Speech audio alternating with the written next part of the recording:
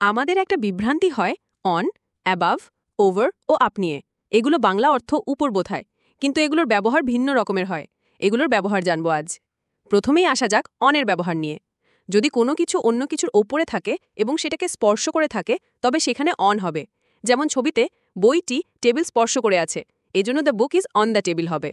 এবার আসি অ্যাবাভের ব্যবহার নিয়ে। যদি কোনো কিছু অন্য কিছুর ওপরে অবস্থান করে কিন্তু স্পর্শ করে না, সেক্ষেত্রে অ্যাবাভ হবে। যেমন ছবিতে ল্যাম্পটি টেবিলের ওপরে অবস্থান করছে, কিন্তু ল্যাম্পটি টেবিল স্পর্শ করেনি, এজন্য এখানে the lamp is above the table হবে। এবার আসি ওভারের ব্যবহার নিয়ে। যদি কোনো কিছুর ওপরে থাকে যেটা ঢেকে রাখার মতো কাজ করে, সেখানে ওভার বসে। যেমন ছবিতে ব্ল্যাঙ্কেট বা কম্বলটি দিয়ে বিছানাকে ঢেকে রাখা হয়েছে বা বিছানা জুড়ে আছে, এজন্য এখানে the blanket is over the bed হবে। আবার ওভার অন্যভাবেও ব্যবহৃত হয়।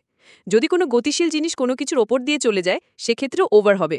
যেমন ছবিতে পাখিটি বাড়ির ওপর দিয়ে উড়ে যাচ্ছে, এজন্য the bird is flying over the house হবে। এবার আসি আপের ব্যবহার নিয়ে।